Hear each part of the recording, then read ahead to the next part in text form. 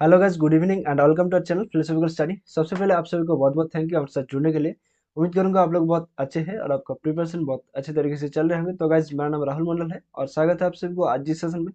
तो आज हम लोग इस सेशन में बात करने वाला है कि वेस्ट बंगाल जो 25th सेट एग्जाम होने वाला है, ठीक है, उसके एक्सपेक्टेड क्वेश्चन के बारे में हम लोग बात करेंगे। ठीक है, तो ये जो एग्जाम है वो आप लोगों का 17 दिसंबर में होने वाला है। ओके, तो और लगभग 6 डेज रह गए हैं। तो आप लोग जो प्रीवियस ईयर क्वेश्चन है वो देख के जाइए। ठीक है, तो यहाँ पर जो नेट का क्वेश्चन होते हैं उससे ये थोड़ा सा इजी क्वेश्चन होते हैं। राइट, ये ज़्यादा से ज़्यादा डीप क्वेश्चन नहीं पूछा जाएगा। ठीक है, सिर्फ जो प्राइमरी क्वेश्चन होते हैं वहाँ से ही आप लोगों को ये क्वेश्चन ज़्यादा से ज़्यादा पूछा जाएगा। ठीक है, एक दो क्वेश्चन तो रहेगा जो कि डीप होगा, राइट, और कुछ क्वेश्चन रहेगा जो कि कंफ्यूजन होगा।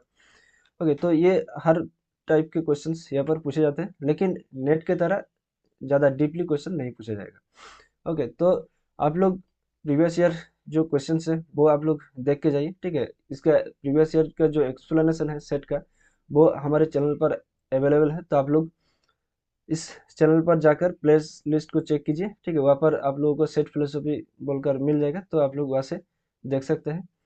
ठीक है, और आप लोग ज़्यादा से ज़्यादा रिविज़न कीजिए। ठीक है, और जो मॉक टेस्ट होते हैं आप लोग प्रैक्टिस कीजिए। ओके, तो आप लोगों को, ठीक है, मैं एक ओएमआर शीट प्रोवाइड कर दूंगा। ठीक है, वहाँ पर आप लोग प्रैक्टिस करते रहिएगा।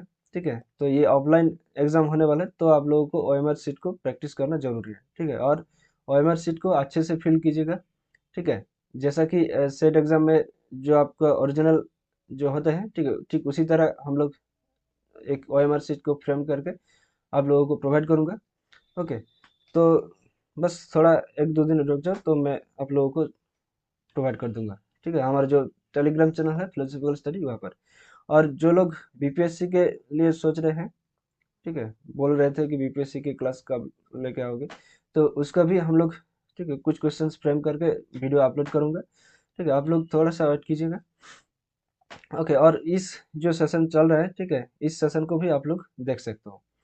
ओके, तो चलिए बिना किसी देर को सेशन को शुरू करते हैं। तो नीचे देखो लाइव कमेंट का एक ऑप्शन है, उसको क्लिक कीजिए और हमारी साथ ही साथ आंसर को भेजते रहिए। ओके, तो कुछ क्वेश्चंस ऐसे आते हैं जो कि आप लोगों को बहुत टाइम कंज्यूमिंग लेते हैं और बहुत ही बोरिंग फील होते हैं। राइट, इस तरह के जो क्वेश्चंस आते हैं। राइट, तो पहला तो आप लोगों को ये चारों के चार ऑप्शंस जो है वो आप लोगों को पढ़ना होता है, देखना होता है कि कौन सा सही है कौन सा गलत है। उसके बाद यहाँ पर देखना होता है कि यहाँ पर कौन सा मैच होता है। राइट, और उसके बाद आप लोगों को जो ओएमआर शीट दिया जाता है वहाँ पर उसको फिल करना होता है। राइट, तो इसके लिए आप लोगों को एक ट्रिक बताना चाहूँगा कि पहले आप लोग ऑप्शन को देखोगे। ठीक है, कि यहाँ पर कौन सा ऐसा ऑप्शन है जहाँ पर सारे के सारे सेम है। तो देखो यहाँ पर सिर्फ एक ही ऑप्शन है जो सारे के सारे सेम है। राइट, तो यहाँ पर ऑप्शन सी जो है वो ट्रू होगा। राइट, तो यहाँ पर देखो ऑप्शन सी को तो हम लोगों को देखना नहीं पड़ेगा। राइट, और बाकी जो तीन ऑप्शन है इसको हम लोगों को देखना होगा। तो एक ऑप्शन को पकड़ो और बाकी ऑप्शन को चेक कीजिए। ओके, तो यहाँ पर देखो Saint एक्विनस considers God to be the first efficient cause of everything। Okay, तो जो सेंट एक्विनस है वो क्या बोलते हैं कि फर्स्ट कॉज, एफिशिएंट कॉज बोलते हैं एवरीथिंग। ठीक है, ईश्वर को। तो ये क्या है कि ये तो ऑप्शन जो है वो सही है। राइट, तो अब यहाँ पर देखो दो ऑप्शन है। राइट, कि ऑप्शन टू होगा या फिर ऑप्शन थ्री होगा। राइट, तो अब देखो यहाँ पर देखो दोनों ही अलग अलग है। राइट, तो बी ऑप्शन में क्या है कि according to Saint Aquinas an infinite regress of causes is possible. ठीक है, तो ये मुझे पता नहीं है। ठीक है, अब हम नेक्स्ट ऑप्शन पर जाएंगे। तो देखो Saint Anselm wrote Proslogion but not Monologion. Okay, तो देखो यहाँ पर सेंट एंसेलम जो है वो प्रोस्लोलॉजियन ग्रंथ तो लिखा ही है और मोनोलॉजियन ग्रंथ भी लिखा है। ठीक है, तो यहाँ पर जो देखो एक छोटा सा नोट लिख दिया है। ठीक है, तो इसको आप लोगों को ध्यान में रखना होगा। ठीक है, नहीं तो क्वेश्चंस को गलत कर दोगे। तो ये जो मोनोलॉजियन ग्रंथ है वो भी सेंट एंसलम ने लिखा है, तो ये कौन सा हो जाएगा, ये फॉल्स हो जाएगा। राइट, तो ऑप्शन डी फॉल्स। ओके, तो यहाँ पर देखो एक ही ऑप्शन है जो कि फॉल्स होता है। राइट, तो हम लोगों का जो आंसर है वो ऑप्शन टू हो जाएगा। राइट। तो एक बार देख लेते हैं। यस। ओके, तो अब नेक्स्ट क्वेश्चन पे आते हैं। ओके, तो अब देखो यहाँ पर फेमिनिज्म के बारे में कुछ दिया गया है और कांट के बारे में एक ऑप्शन यहाँ पर डाल दिया गया है। ओके, तो ये जो क्वेश्चंस आप लोग देख रहे हैं, तो ये मैंने फ्रेम किया है, ठीक है। तो चलिए देखते हैं। ओके, तो feminism reflects women suffer system in induced injustice just because of being born as girl. ये तो सही है, राइट। और देखो ऑप्शन बी पर है, a feminist believes in the concrete equality of women vis-a-vis man. Okay, तो ये भी सही है, राइट। इक्वलिटी तो होना चाहिए, ये फेमिनिज्म के कॉन्सर्न है। ओके, तो ऑप्शन वन ट्रू है और ऑप्शन बी भी ट्रू है। ओके, तो यहाँ पर देखते हैं कौन सा है। ओके, तो देखो एक ही ऑप्शन है जो कि ऑप्शन थ्री है, राइट। यहाँ पर ऑप्शन ए भी ट्रू है और ऑप्शन बी भी ट्रू है। ओके, अब देखो ऑप्शन सी, यहाँ पर देखो फॉल्स है। क्यों? देखो women is not born but made is the statement by Emma Goldman. तो इमा गोल्डमैन के द्वारा ये स्टेटमेंट नहीं दिया गया है, ये दिया गया है सुमंदी बुबियार के द्वारा। ओके, तो ये गलत हो जाएगा। और intuition means for can't nothing but an immediate cognition in which the object is given directly. तो ये कौन सा हो जाएगा? ये भी ट्रू हो जाएगा। ओके, तो ऑप्शन थ्री जो है वो हम लोगों का करेक्ट आंसर होगा, राइट। तो अब नेक्स्ट क्वेश्चन पे आते हैं। ओके, अब देखो यहाँ पर व्यक्ति के बारे में पूछा गया है, ठीक है। तो देखते हैं। तो यहाँ पर बोला गया है कि कौन सा ट्रू है। ओके, तो चलिए। तो द व्यक्ति is determined by Anvay व्यतिरेकी according to the न्यायिकस। Okay, तो न्यायिक के अनुसार अन्वय व्यतिरेकी के द्वारा व्यक्ति डिटरमाइंड होते हैं, बिल्कुल होते हैं, राइट। तो यहाँ पर देखो तीन ऑप्शन है, राइट। ऑप्शन वन, टू और थ्री। तो ऑप्शन फोर तो ये डिलीट हो जाएगा, राइट। अब देखो व्यक्ति is based on effect cause relation and the relation of identity according to Buddhist. Okay, तो ये भी सही है, राइट। बुद्धिस्ट जो फिलोसोफर है उसके अकॉर्डिंग व्यक्ति क्या है कि इफेक्ट एंड कॉज का रिलेशन है, right. And identity of relation भी है। ओके, तो ऑप्शन बी ये भी सही है, राइट। तो यहाँ पर देखो दो ऑप्शन रहेगा, राइट। या तो ऑप्शन वन होगा या फिर ऑप्शन थ्री होगा। तो ऑप्शन टू जो है वो डिलीट हो जाएगा। ओके, तो आप देखो ऑप्शन डी को चेक करने की जरूरत नहीं है, क्योंकि यहाँ पर ऑप्शन डी जो है वो दोनों जगह सेम है, राइट। मतलब ये ऑप्शन डी सही है। अब देखो ऑप्शन सी, व्याप्ति being formulated on the perception of a few individual cases can not be valid according to the Charvakas. Okay, तो चार्वाक दर्शन के अनुसार जो व्यक्ति है वो तो उन लोगों ने एक्सेप्ट नहीं किया है, राइट। यहाँ पर वैलिड नहीं होते परसेप्शन के द्वारा। ओके, तो इसीलिए ये भी ऑप्शन जो है वो सही हो जाएगा। तो हमारा जो आंसर होगा वो है ऑप्शन वन, राइट। यस। तो अब नेक्स्ट क्वेश्चन पे आते हैं। चलो आप लोग इस क्वेश्चन का आंसर बताओ।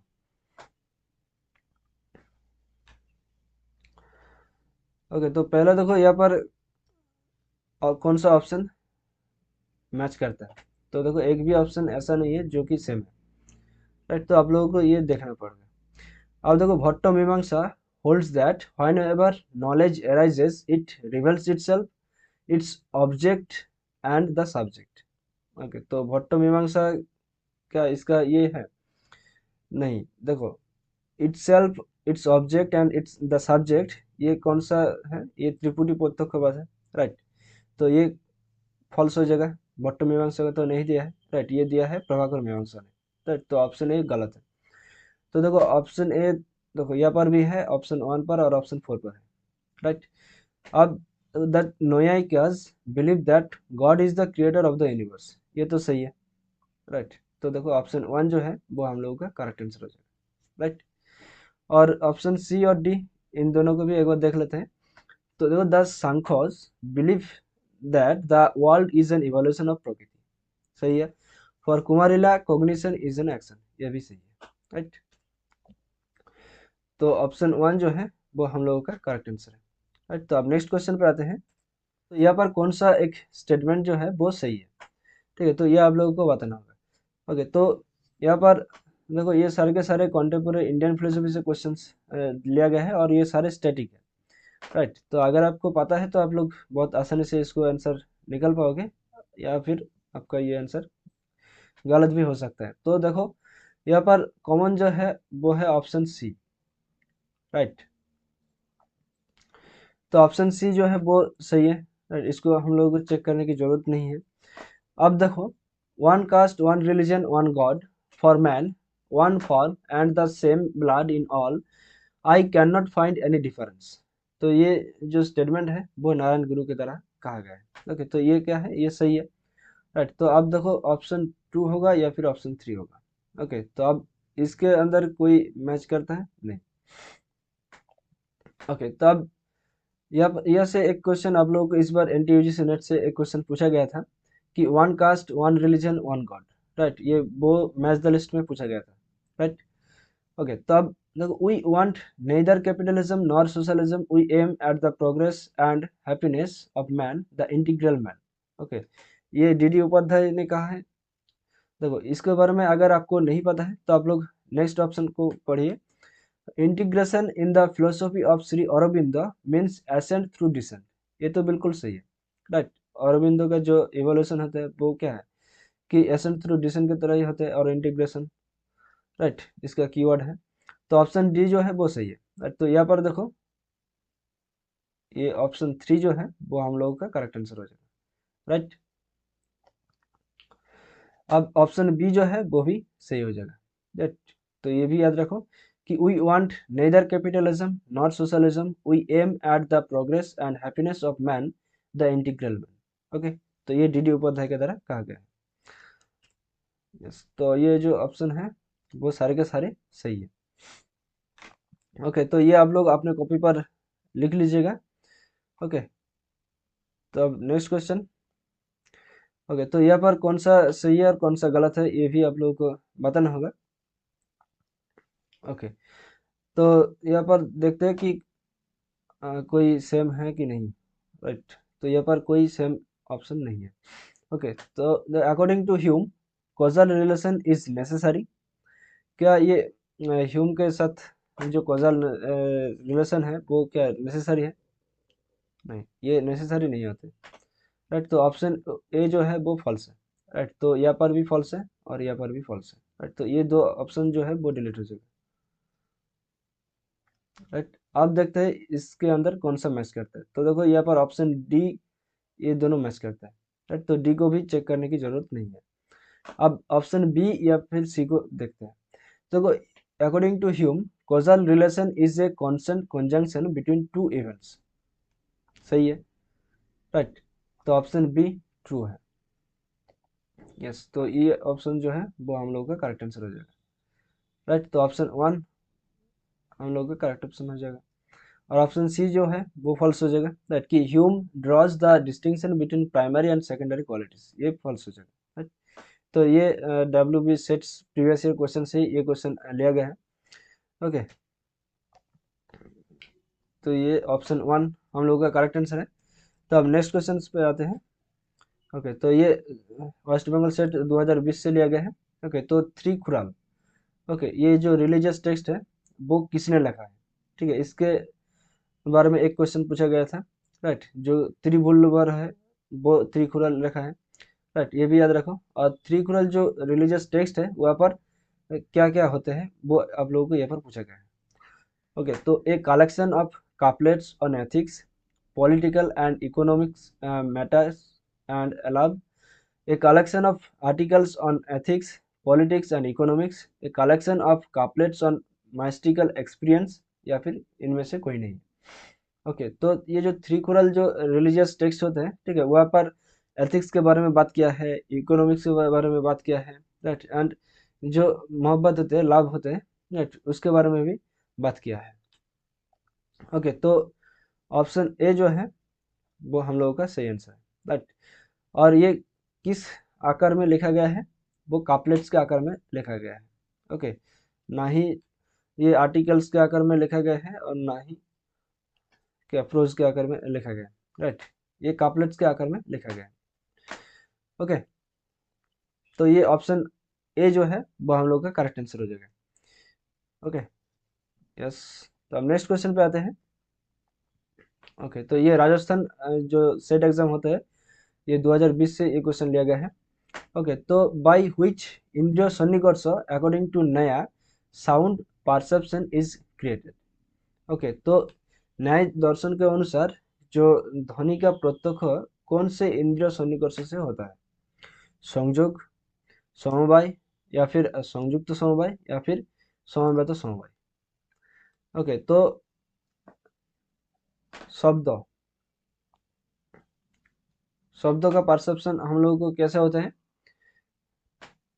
जल्दी बताओ। ओके, तो शब्द जो है वो क्या है कि वो आकाश का गुण है, राइट।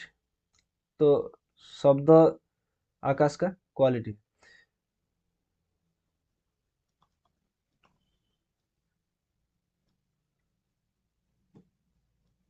ओके, तो आकाश ये द्रव्य है,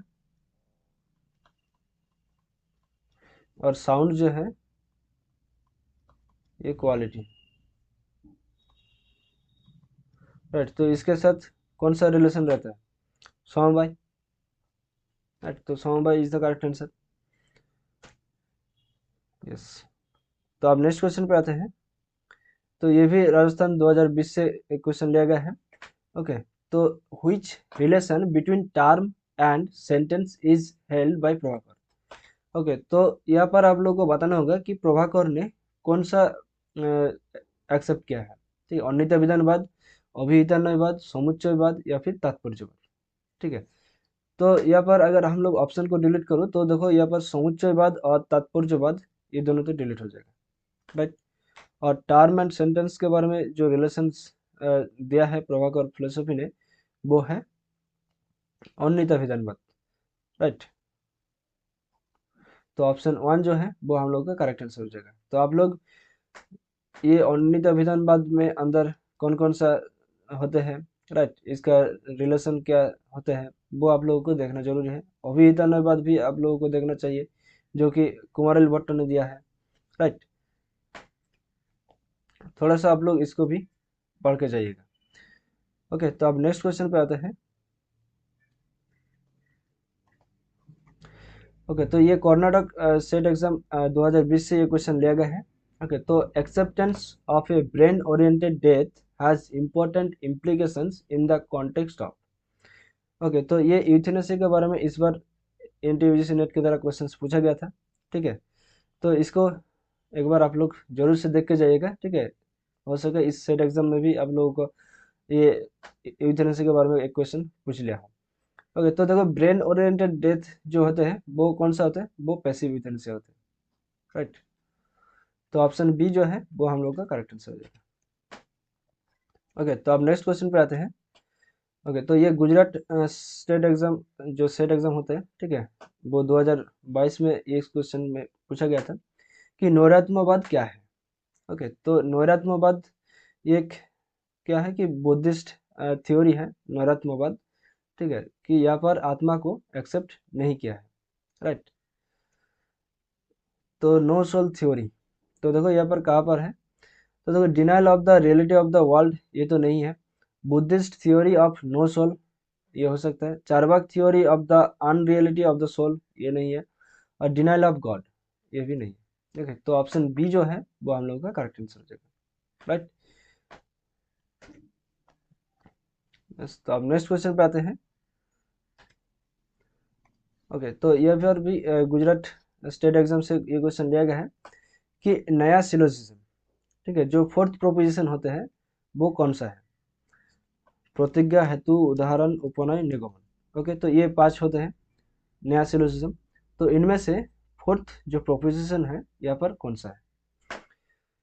okay, the conclusion, the statement to be proved, the application of the universal concomitants to the present case, या फिर the reason for the establishment of the proposition. तो यहाँ पर फोर्थ जो प्रोपोजिशन होता है वो कौन सा होता है कि उपनयन।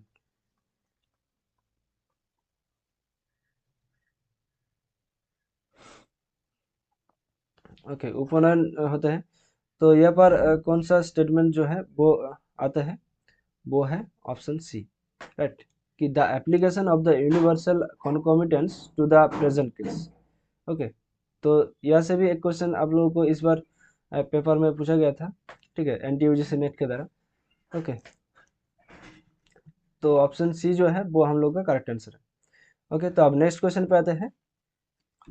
ओके, तो ये महाराष्ट्र 2018 में ये क्वेश्चन पूछा गया था। ओके, तो प्रकृति के जो एग्जिस्टेंस होते हैं सांख्य कारिका में दिया गया है वो कौन सा है? ओके, तो भेदानम परिमाणात, ठीक, औसत कारणात, भोक्तृभावात या फिर अधिष्ठानात। तो देखो, जो प्रकृति का जो सांख्यकारी का जो एग्जिस्टेंस के बारे में जो दिया गया है वो है भेदानम परिमाणात। ओके, अगर मैं यहाँ से पूछूं तो आप लोग बताओ कि जो पुरुष होते हैं, पुरुष के एग्जिस्टेंस के बारे में। ओके, ओके, जो सांख्यकारिका ने जो सूत्र दिया गया है, तो इनमें से कौन सा आर्गुमेंट है? ठीक है, वो आप लोग बोलोगे कि भोक्तृभवत, भोक्तृभवत और अधिष्ठानत, राइट। और औसत कर्णक जो होते हैं वो कौन सा होते हैं? वो सत्कार्यवाद के बारे में बताया गया है,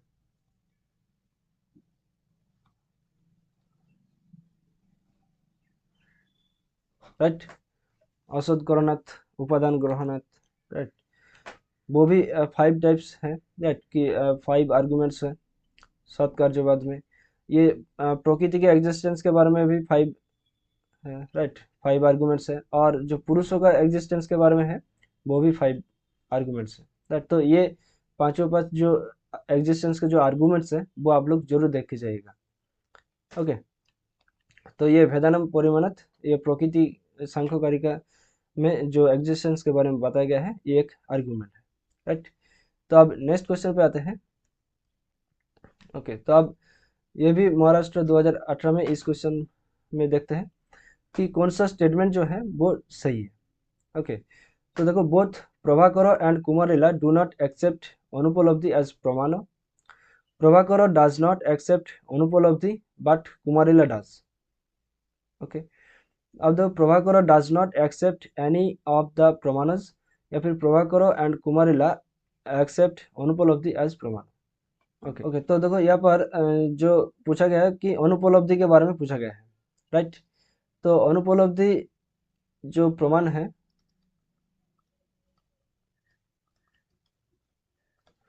वो भाट्ट मीमांसा और अद्वैत वेदांत, राइट, इन दोनों ने एक्सेप्ट किया है। और प्रभाकर जो है वो अर्थापत्ति के तक ही था, राइट, अर्थापत्ति तक उन्होंने एक्सेप्ट किया है। तो देखो यहाँ पर फर्स्ट ऑप्शन पर क्या बोला गया कि both Prabhakara and Kumarila do not accept anupalabdhi as pramana. ये तो बिल्कुल सही है, राइट, कि दोनों ने ये अनुपलब्धि को एक्सेप्ट नहीं किया है। कुमारिला किया है लेकिन प्रभाकर तो नहीं किया है, राइट, दोनों एक साथ तो नहीं किया, राइट, बोथ। अब देखो यहाँ पर Prabhakara does not accept anupalabdhi but Kumarila does, ये सबसे बेस्ट आंसर है, राइट। तो ऑप्शन बी जो है वो करेक्ट है, राइट। तो अब यहाँ पर देखो, Prabhakara does not accept any of the pramanas, ये तो नहीं है, राइट। और Prabhakara and Kumarila accept anupalabdhi as pramana, right, ये भी नहीं है, राइट, प्रभाकर ने एक्सेप्ट नहीं किया है। ओके, तो यहाँ पर दोनों ऑप्शन सही होगा कि ऑप्शन ए और ऑप्शन बी, ठीक है। तो ऑप्शन ए पर हम लोगों ने करेक्ट किया है, लेकिन ऑप्शन बी भी यहाँ पर करेक्ट होगा। ओके,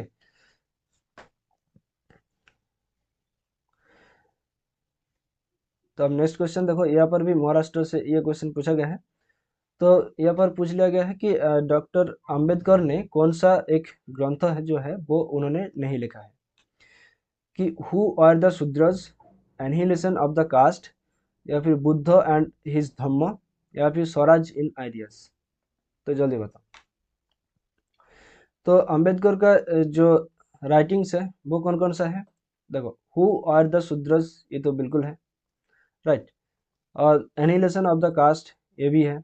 बुद्ध एंड हिज धम्म, ये भी है। तो स्वराज इन आइडियाज ये नहीं है। तो ये किसने लिखा है? ये लिखा है केसी भट्टाचार्य ने, राइट। तो केसी भट्टाचार्य ने ये स्वराज इन आइडियाज के बारे में लिखा है, राइट। और बाकी जो 3 ऑप्शन है वो अम्बेडकर के साथ जाएगा। ओके, तब नेक्स्ट क्वेश्चन पे आते हैं। ओके, तो ये हिमाचल प्रदेश से ये ओके, तो ये क्वेश्चन लिया गया है 2018 में। ओके, तो यहाँ पर बोला गया है कि कौन सा इनकरेक्ट है। ओके, तो सांख्य फिलोसफी के अनुसार कौन सा इनकरेक्ट है ये आप लोगों को देखना होगा। ओके, तो देखो, all experience is full of sorrow, the suffering will continue as long as the chitta and purusha are associated, in the state of kevala all samskara and avidya is unrooted, और the state of kevala implies non distinction of prakriti and purusha. Okay, तो अगर आप लोगों ने ये सारे options को ध्यान से देखा है तो आप लोगों को यहाँ पर नजर जाना चाहिए कि यहाँ पर बोला गया है कि नॉन डिस्टिंक्शन, राइट, कि non distinction of prakriti and पुरुष। तो केवला केवल, ठीक है, केवला, ठीक है, केवला का जो स्टेट होते हैं, मतलब जो होता है केवला, वो क्या है कि वो मुक्ति के बारे में बात करते हैं,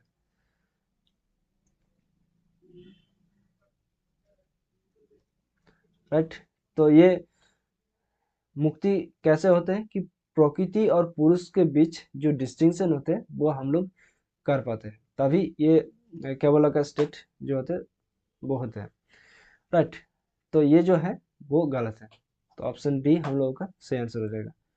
और देखो बाकी जो ऑप्शन है, ठीक है, all experience is full of सरो, ठीक है, सरो को उन लोगों ने 3 टाइप्स में डिवाइड किया है, राइट, पेन को। कौन कौन सा?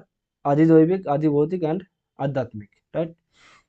तो वो भी आप लोग देख के जाइएगा कि कौन सा किस में आते हैं, राइट। और देखो, the suffering will continue as long as the chitta and purusha are associated, ये भी सही है।